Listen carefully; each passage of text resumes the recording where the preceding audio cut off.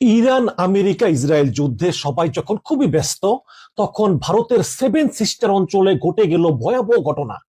গোপন সূত্রের ভিত্তিতে ভারতের কলকাতা এয়ারপোর্ট থেকে ন্যাশনাল ইনভেস্টিগেশন এজেন্সি কর্তৃক আটক করা হয় ম্যাথিউ ভান্ডাইকি নামে একজন মার্কিন মার্সেনারিকে। মার্সেনারি হচ্ছে দুর্ধর্ষ যোদ্ধা, যিনি অন্যের হয়ে ভাড়ায় খাটেন। ভারতের ন্যাশনাল ইনভেস্টিগেশন এজেন্সি অবাক হয়ে ভাবতে লাগলো যে একজন মার্কিন মার্সেনারির কি কাজ এই কলকাতায়।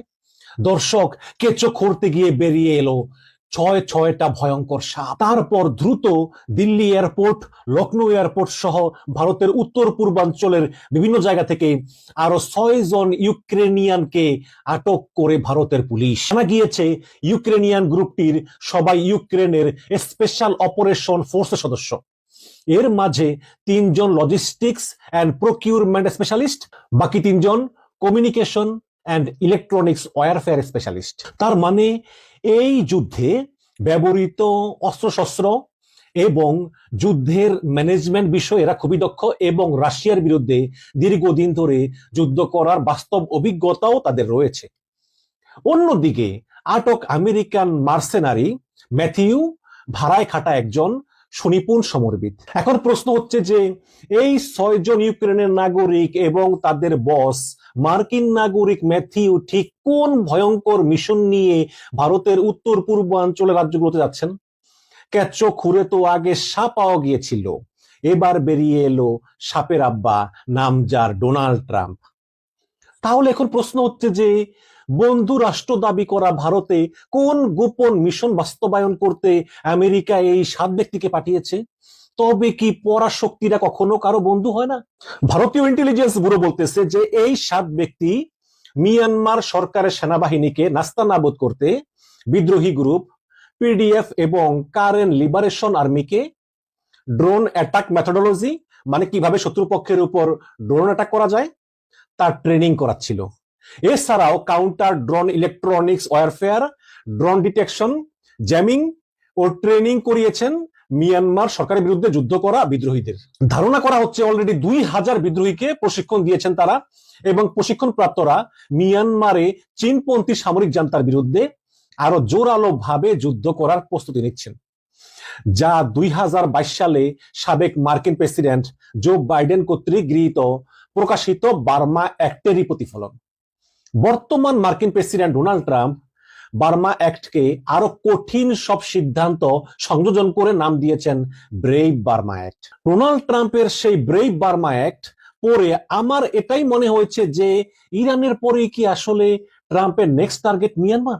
আর যদি টার্গেট হয় মিয়ানমারের সরকারের পরিবর্তন, তাহলে কেন ট্রেনিং করানোর জায়গা বেছে নেওয়া হলো ভারতের উত্তর পূর্বাঞ্চলের রাজ্য মিজোরামে, এমনকি ভারতের অনুমতি না নিয়ে? এই ঘটনা শুনে ভারতের ক্ষমতাসীন মোদী সরকার আতঙ্কিত হয়ে পড়েছে তার উত্তর পূর্বাঞ্চলের 7 রাজ্য নিয়ে। কারণ ভারতের মিজোরামের সীমান্ত সংলগ্ন মিয়ানমার প্রদেশগুলোর বিদ্রোহী গ্রুপ যদি ভারত সরকারের চোখ ফাঁকি দিয়ে ড্রোন ডিটেকশন সহ ইলেকট্রনিক ওয়ারফেয়ার প্রশিক্ষণ পেয়ে যায়, তাহলে সেই প্রশিক্ষণ যে ভারতের মণিপুর মিজোরামেও ছড়িয়ে পড়বে না, তার কি কোনো গ্যারান্টি আছে? নাই তো। এই ঘটনা দ্বারা এটাই প্রতীয়মান হয় যে ভারতের উত্তর পূর্বাঞ্চল সহ মিয়ানমারের শান, চীন, আরাকান সহ এমনকি আমাদের পার্বত্য চট্টগ্রাম এলাকাতেও ভবিষ্যতে এক ভয়ঙ্কর যুদ্ধ হাতছানি দিচ্ছে, যা কিনা এই পুরো ভারতীয় উপমহাদেশের মানচিত্রেও পরিবর্তন আনতে পারে। এখন আমি এমন সহজভাবে পুরো ব্যাপারটা কেন হচ্ছে তা ভূরাজনৈতিক প্রেক্ষাপটে বুঝিয়ে দেব যে এই পুরো ভিডিওটা দেখলে আপনিও হয়ে যাবেন একজন ভূরাজনৈতিক এক্সপার্ট। এই যে এই 7 মার্কিন ও ইউক্রেনীয় নাগরিকরা ভারতে আটক হয়েছে, যদিও আমি মনে করি যে শুধু এই 7 জনই না, তারা আরো অনেকে আছেন, এবং ইউনূস সরকারের আমলে তারা বাংলাদেশের পার্বত্য অঞ্চলেও ছিল। আপনাদের খেয়াল আছে কিনা জানি না, গত বছরের এপ্রিল মাসে তৎকালীন পররাষ্ট্র উপদেষ্টা তৌহিদ হোসেন বলেছিলেন যে মিয়ানমারের রাখাইন রাজ্যে রোহিঙ্গাদের জন্য শর্ত সাপেক্ষে মানবিক করিডোর দেওয়ার বিষয়ে বাংলাদেশ সরকার নীতিগতভাবে রাজি হয়েছে। এরপরে সেনাপ্রধান ওয়াকারুজ্জামান এবং বিএনপি এই সিদ্ধান্তের প্রতিবাদ করে, এবং ধারণা করা হয় যে ভারতের পরামর্শেই সেনাপ্রধান এবং বিএনপি এর প্রতিবাদ জানায়, এবং তারপর ডক্টর ইউনূস এই সিদ্ধান্ত থেকে সরে আসেন। তবে শোনা যায় কিছু কিছু বিদেশি নাগরিক তখনও রোহিঙ্গাদের ত্রাণ দেওয়ার নামে ওইখানে গিয়ে আরকান রোহিঙ্গা স্যালভেশন আর্মি, সংক্ষেপে আরসা, এই আরসাকে ট্রেনিং প্রদান করেছিলেন। কিন্তু এই মাসের শুরুতে অত্যন্ত গোপনে দিল্লি সফরে যান বাংলাদেশের ডিজিএফআই এর প্রধান মেজর জেনারেল কায়সার রশিদ চৌধুরী। তিনি ভারতের জাতীয় নিরাপত্তা উপদেষ্টা অজিত দোভাল, ভারতের গোয়েন্দা সংস্থা রিসার্চ অ্যানালাইসিস উইং রয়ের প্রধান পরাগ জৈন এবং ভারতীয় সামরিক গোয়েন্দা সংস্থার মহাপরিচালক লেফটেন্যান্ট জেনারেল আর.এস. রমন সহ অন্যদের সঙ্গে গোপন বৈঠক করে এবং দ্রুত বাংলাদেশে ফিরে আসেন এবং অন্যান্য অনেক বিষয়ের সঙ্গে সঙ্গে এই মিয়ানমার সরকারের বিরুদ্ধে কোনো অভিযানে বাংলাদেশ এবং ভারত তাদের নিজেদের ভূখণ্ড ব্যবহার করতে দিবে না বলে নীতিগত সিদ্ধান্ত গৃহীত হয়। এরপর গত পরশুদিন ভারতে নিযুক্ত বাংলাদেশের হাইকমিশনার রিয়াজ হামিদুল্লাহ দেখা করেন ভারতের পররাষ্ট্রমন্ত্রী এস জয়শঙ্করের সঙ্গে এবং উভয়ই উপরোক্ত সিদ্ধান্তে একমত পোষণ করেন। এখন প্রশ্ন হচ্ছে যে কেন আমেরিকা মিয়ানমারের জান্তা সরকারকে উৎখাত করার জন্য এত মরিয়া হয়ে উঠেছে? দেখুন, গত বছরের মাঝামাঝি সময়ে মিয়ানমারের বিরল খনিজ ভান্ডারের দখল পাওয়ার জন্য ডোনাল্ড ট্রাম্প প্রশাসনের আগ্রহের বিষয়টি প্রথম প্রকাশ্যে আসে। এমনকি তখন খনিজ সমৃদ্ধ কাচিন এলাকা পরিদর্শনে গিয়েছিলেন মিয়ানমারে নিযুক্ত মার্কিন রাষ্ট্রদূত। তখন আমেরিকা এই খনিজ সম্পদ পাওয়ার আশায় মিয়ানমারের উপর থেকে নিষেধাজ্ঞা কিছুটা শিথিল করে। কিন্তু মিয়ানমারের জান্তা সরকার ক্ষমতায় টিকে থাকতে পুরোপুরি চীন এবং রাশিয়ার উপর নির্ভরশীল হয়ে পড়ায় সেই আলোচনা আর বেশি দূরে গয়নি। তবে এবার মিয়ানমারের বিরুদ্ধে কঠোর অবস্থান নিয়েছে ডোনাল্ড ট্রাম্প, বিশেষ করে মার্কিন কংগ্রেসে গৃহীত ব্রেভ বার্মা অ্যাক্ট এবং নতুন নিষেধাজ্ঞা প্রয়োগ মিয়ানমার ইস্যুটিকে পুনরায় আলোচনার কেন্দ্রবিন্দুতে নিয়ে এসেছে। মার্কিন প্রতিনিধি পরিষদ কক্ষে 374 বিপক্ষে 36 এই ভোটের বিশাল ব্যবধানে বিলটি পাশ হওয়ার ইঙ্গিত দিচ্ছে যে ডেমোক্রেট ও রিপাবলিকান দুই পক্ষই এই মিয়ানমার ইস্যুতে কঠোর অবস্থানে রয়েছে। বিশ্লেষকরা মনে করেন যে এই ব্রেভ বার্মা অ্যাক্ট মার্কিন সিনেটে পাশ হওয়ার পর আইনে পরিণত হলে এটি মিয়ানমারের সরকার পরিবর্তনের হাতিয়ার হতে পারে। এই ব্রেভ বার্মা অ্যাক্টের আওতায় রয়েছে মিয়ানমারের জান্তা সরকারের আয়ের প্রধান উৎস, বিশেষ করে তেল, গ্যাস ও খনিজ সম্পদ খাতকে সরাসরি লক্ষ্য করে কঠোর অর্থনৈতিক নিষেধাজ্ঞা আরোপ করা। এছাড়াও এতে মিয়ানমারের জান্তা সরকার বিরোধী গোষ্ঠী এবং জাতিগত সশস্ত্র বিদ্রোহী সংগঠনগুলোকে কৌশলগত সামরিক সহায়তা দেওয়া। এই ব্রেভ বার্মা অ্যাক্টের মূল উদ্দেশ্য হচ্ছে মিয়ানমারের সরকার পরিবর্তন করা, বিদ্রোহী গোষ্ঠীগুলোকে অস্ত্র এবং সামরিক প্রযুক্তি দিয়ে সহায়তা করা। যদিও আমেরিকা বলে, মানে আমেরিকার ভাষায় আর কি, যে মিয়ানমারে গণতন্ত্র প্রতিষ্ঠা করা ও মানবাধিকার রক্ষা করার জন্যই আমেরিকা এই ব্রেভ বার্মা অ্যাক্ট করেছে, কিন্তু এটা সহজেই অনুমেয় যে আমেরিকা মিয়ানমারের খনিজ সম্পদ কবজা করার জন্যই কাজ করছে এবং আমেরিকা পৃথিবীর বিভিন্ন অঞ্চলে সংঘাতময় পরিস্থিতি টিকিয়ে রাখতে চায়, কারণ পৃথিবীর কোনো না কোনো স্থানে যুদ্ধাবস্থা বিরাজ করলে অস্ত্র শিল্প থেকে আমেরিকার প্রচুর ইনকাম হয়। শুরু থেকেই ডোনাল্ড ট্রাম্প সরাসরি মিয়ানমারকে প্রস্তাব দিয়েছিল যে কিছু খনিজ সম্পদের নিয়ন্ত্রণ আমেরিকার হাতে ছেড়ে দেওয়ার জন্য। সম্পর্ক উন্নয়ন করতে মিয়ানমারের সামরিক জান্তা ঘনিষ্ঠ 4 ব্যক্তি এবং প্রতিষ্ঠানের উপর থেকে নিষেধাজ্ঞা প্রত্যাহার করেও নিয়েছিলেন ডোনাল্ড ট্রাম্প। মিয়ানমারে এমন কিছু রেয়ার আর্থ বা বিরল খনিজ সম্পদ আছে যা পৃথিবীর অন্য কোনো দেশে পাওয়া যায় না। ট্রাম্পের উদ্দেশ্যই ছিল যে চীনের একচ্ছত্র আধিপত্য ভেঙে মিয়ানমারের এই বিরল খনিজ সম্পদের নিয়ন্ত্রণ নেওয়া। ওই সময় ট্রাম্প সরাসরি মিয়ানমার জান্তা সরকারের সাথে কথা বলে কাচিন ইন্ডিপেন্ডেন্স আর্মির সঙ্গে একটি শান্তি চুক্তি বাস্তবায়নের বিষয় নিয়েও আলোচনা করেছিলেন। কিন্তু খুব দ্রুতই ট্রাম্প বুঝতে পারেন যে যতই লোভ দেখানো হোক না কেন, মিয়ানমার জান্তা সরকার চীন রাশিয়ার সঙ্গ ত্যাগ করবে না। বর্তমানে মিয়ানমারের জান্তা সরকারের সঙ্গে আমেরিকার সমঝোতার পথ অনেকটাই শেষ হয়ে গিয়েছে। বিশেষ করে 2026 সালের বিতর্কিত নির্বাচনের প্রেক্ষাপটে মিয়ানমারের জান্তা সরকার বৈধতা সংকটে ভুগছে এবং চীনের উপর আরো বেশি নির্ভরশীল হয়ে পড়েছে। রাশিয়ার সঙ্গে জান্তার ক্রমবর্ধমান সামরিক এবং কৌশলগত চুক্তি এই পরিস্থিতিকে আরো জটিল করে তুলেছে। রাশিয়া থেকে মিয়ানমারের অত্যাধুনিক প্রতিরক্ষা ব্যবস্থা এবং ড্রোন প্রযুক্তি নেওয়ার বিষয়টি ডোনাল্ড ট্রাম্পকে ক্ষুব্ধ করেছে। মিয়ানমারের জান্তা সরকার যখন এই দুই পরাশক্তি চীন এবং রাশিয়ার বলয়ে নিজেদেরকে সুরক্ষিত করার চেষ্টা করতেছেন, তখন ট্রাম্প বুঝে গিয়েছে যে মিষ্টি কথায় আর কাজ হবে না। মিয়ানমারের এই সশস্ত্র গোষ্ঠীগুলোর সঙ্গে সরাসরি ঘনিষ্ঠতা বৃদ্ধি এবং তাদের কৌশলগত সহায়তা ও সামরিক সহায়তা প্রদানের বিষয়টি এখন ট্রাম্পের মূল লক্ষ্য। তো ট্রাম্পের এই নতুন আইন ব্রেভ বার্মা অ্যাক্ট নিম্নকক্ষ হাউস অফ রিপ্রেজেন্টেটিভে পাশ হয়ে এখন উচ্চকক্ষ হাউস অফ সিনেটের অনুমোদনের অপেক্ষায় আছে। এই আইনটা কার্যকর হলে মিয়ানমারের বিরুদ্ধে নিষেধাজ্ঞার মাত্রা আগের যে কোনো সময় তুলনায় অনেক বেশি কঠোর হবে। তো এই ব্রেভ বার্মা অ্যাক্টের সবচেয়ে গুরুত্বপূর্ণ দিক হলো এটি মিয়ানমারের সামরিক সরকারের আর্থিক ভিত্তিকে সরাসরি আঘাত করবে। এই আইনে ট্রাম্পকে মিয়ানমারের প্রধান অর্থনৈতিক প্রতিষ্ঠানগুলোর উপর নিষেধাজ্ঞা আরো কঠোর করার ক্ষমতা দেওয়া হয়েছে। মিয়ানমারের রাষ্ট্রীয় জ্বালানি প্রতিষ্ঠান Myanmar oil and gas enterprise এবং কেন্দ্রীয় ব্যাংকে লক্ষ্য করে নিষেধাজ্ঞা আরোপের মাধ্যমে দেশের অর্থনীতি ধ্বংস করার পরিকল্পনা ট্রাম্পের রয়েছে। ট্রাম্প মনে করেন যে মিয়ানমারের বিভিন্ন আর্থিক প্রতিষ্ঠানে ধারাবাহিক চাপ সৃষ্টি করা হলে মিয়ানমারের আর্থিক কাঠামো দুর্বল হয়ে পড়বে এবং সামরিক সরকার ক্ষমতায় টিকতে পারবে না। এছাড়াও ব্রেভ বার্মা অ্যাক্ট এনে আন্তর্জাতিক মুদ্রা তহবিল বা IMF থেকে মিয়ানমারের ভোটাধিকার স্থগিত করার প্রস্তাবও এই আইনে লিপিবদ্ধ আছে। ফলে মিয়ানমার আন্তর্জাতিক বিভিন্ন আর্থিক প্রতিষ্ঠানের আর্থিক সহায়তা থেকে বঞ্চিত হবে। একই সঙ্গে মিয়ানমারে বিমান জ্বালানি সরবরাহকারী বিদেশি কোম্পানিগুলোর উপরও নিষেধাজ্ঞা আরোপের বিধান রাখা হয়েছে এই আইনে। এর ফলে মিয়ানমারের বিমান বাহিনীর সামরিক অভিযান পরিচালনা করা অত্যন্ত কঠিন হয়ে পড়বে, কারণ বিমান চালাতে তেল লাগে। সামরিক দৃষ্টিকোণ থেকে এটি অত্যন্ত গুরুত্বপূর্ণ একটি বিষয়, কারণ সাম্প্রতিক বছরগুলোতে বিদ্রোহীদের সঙ্গে স্থলপথে সুবিধা করতে না পেরে মিয়ানমারের জান্তা সরকার বিদ্রোহী গোষ্ঠীগুলোর উপর বিমান হামলার উপর ব্যাপকভাবে নির্ভর করতেছে। এই ব্রেভ বার্মা অ্যাক্ট বাস্তবায়নের জন্য একজন নতুন মার্কিন বিশেষ দূত নিয়োগ দেওয়ার কথা ভাবছেন ডোনাল্ড ট্রাম্প। ট্রাম্প মনে করেন যে এই আইনের মাধ্যমে মিয়ানমার জান্তা সরকারের অর্থায়নের পথ বন্ধ করা এবং একই সঙ্গে মিয়ানমারের উপর চীন ও রাশিয়ার ক্রমবর্ধমান প্রভাব প্রতিহত করা সম্ভব হবে। বিশ্লেষকদের মতে আমেরিকার লক্ষ্য মিয়ানমার সরকারকে এমন ভাবে দুর্বল করা যাতে দেশটি চীনের কৌশলগত করিডোর হিসাবে পুরোপুরি কার্যকর হতে না পারে।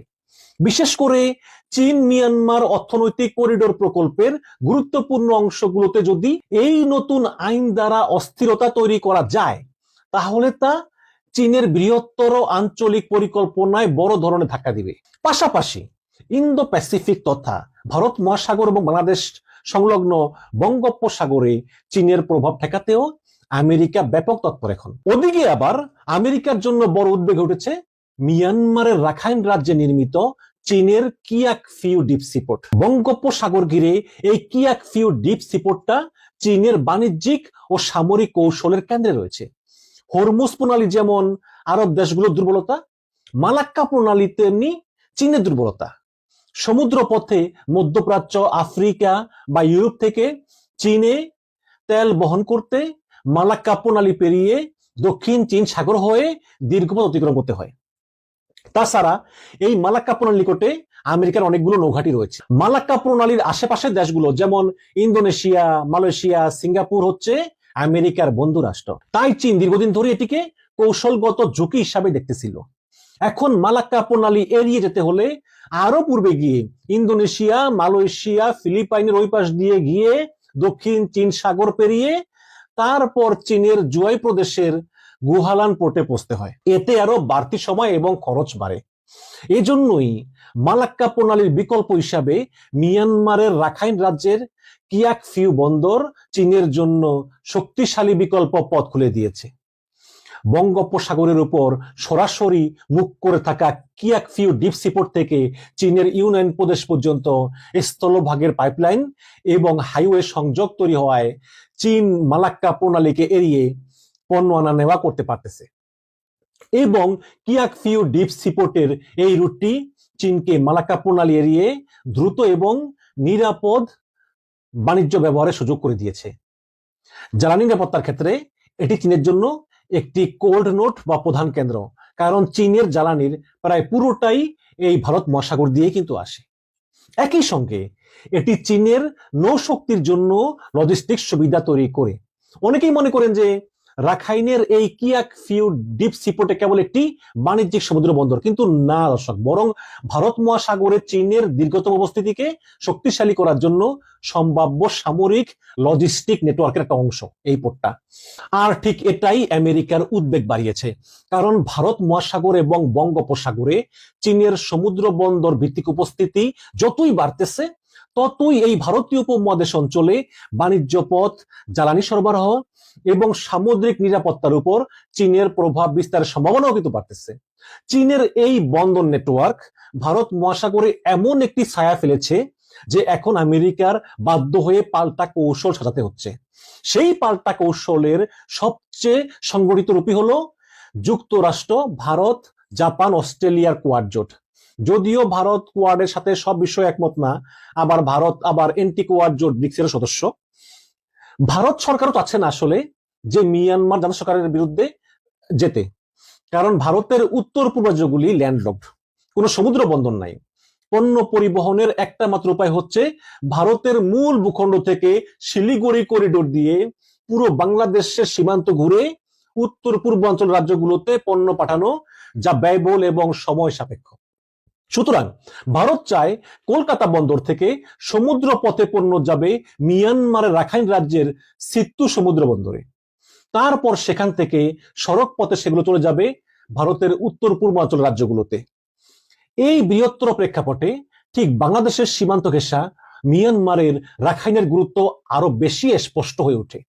একদিকে রাখাইন চীনের জন্য বিকল্প করিডোর, অন্যদিকে আমেরিকার জন্য ইন্দো প্যাসিফিক ভারসাম্যের স্পর্শকাতর বিন্দু, অন্যদিকে ভারতের জন্য একটি গুরুত্বপূর্ণ সমুদ্র বন্দর, যেখানে তারা খুব সহজেই কলকাতা বন্দর থেকে পণ্য পাঠাতে পারবে তাদের ল্যান্ডলকড উত্তর পূর্বাঞ্চলীয় রাজ্যগুলোতে। ফলে মিয়ানমারের অভ্যন্তরীণ সংঘাত, জান্তা সরকারের ভবিষ্যৎ, বিদ্রোহী গোষ্ঠীগুলোর অবস্থান, রাখাইনের বন্দর এবং রাখাইনের খনিজ সম্পদ সমৃদ্ধ অঞ্চল পৃথিবীর বিশ্ব শক্তির প্রতিদ্বন্দ্বিতার ক্ষেত্র হয়ে উঠেছে। ঠিক এই কারণেই মিয়ানমারে সম্ভাব্য রেজিম চেঞ্জ, অর্থনৈতিক অবরোধ, বিদ্রোহী গোষ্ঠীকে সমর্থন এবং সামুদ্রিক করিডোর নিয়ন্ত্রণই আমেরিকার প্রধান লক্ষ্য। তবে মিয়ানমার সরকারের জন্য বড় হুমকি হচ্ছে একটি সশস্ত্র সংগঠন আরাকান আর্মি।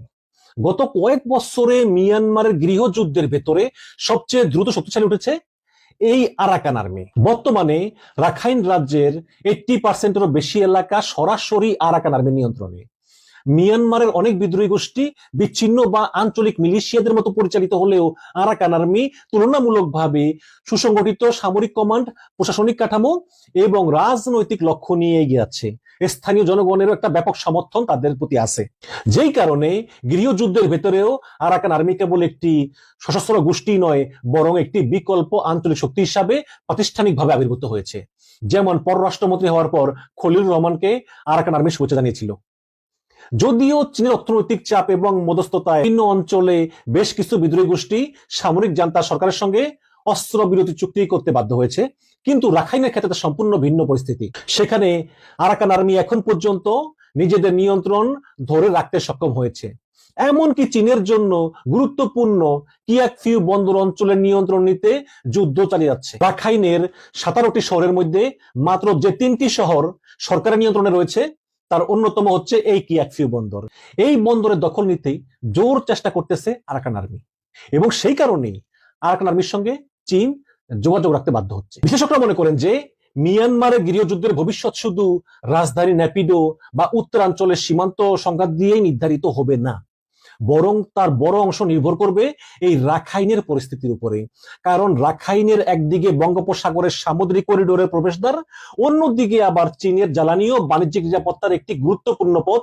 সেই কারণেই রাখাইন কেবল মিয়ানমারের একটি প্রাদেশিক সংঘাতের ক্ষেত্রই নয়, বরং এটি ইন্দো প্যাসিফিক ভূরাজনীতির কেন্দ্রীয় অক্ষ, যাকে ঘিরেই আমেরিকার এই ইন্দো প্যাসিফিক স্ট্র্যাটেজি ঘুরপাক খাচ্ছে। তবে দর্শক, আমেরিকা যতই চাপ দিক, মিয়ানমারের সামরিক সরকারও সহজে নতি স্বীকার করবে বলে আমার মনে হয় না। নিষেধাজ্ঞা ও চাপ অনেক সময় উল্টো প্রতিক্রিয়া তৈরি করে সামরিক নেতৃত্বকে আরো কঠোর অবস্থানে ঠেলে দিতে পারে। মিয়ানমারে চীনের প্রভাব যেভাবে বাড়তেছে, তাতে আমেরিকা কতটুকু কি করতে পারে তা নিয়েও সন্দেহ আছে।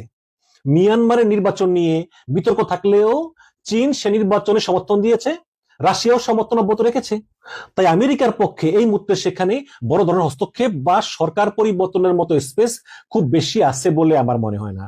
সাম্প্রতিক মাসগুলোতে পরিস্থিতি ক্রমেই মিয়ানমার সরকারের অনুকূলে চলে গিয়েছে। তারা কয়েকটি হারানো অঞ্চল পুনর্দখল করতে পেরেছে।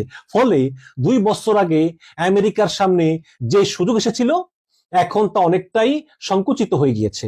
এখন দেখা যাক আমেরিকা গোপনে নিজেদের এবং ইউক্রেনের যোদ্ধাদের ভারতে পাঠিয়ে গোপনে মিয়ানমারের বিদ্রোহীদের ট্রেনিং দিয়ে কতটুকু কি করতে পারে।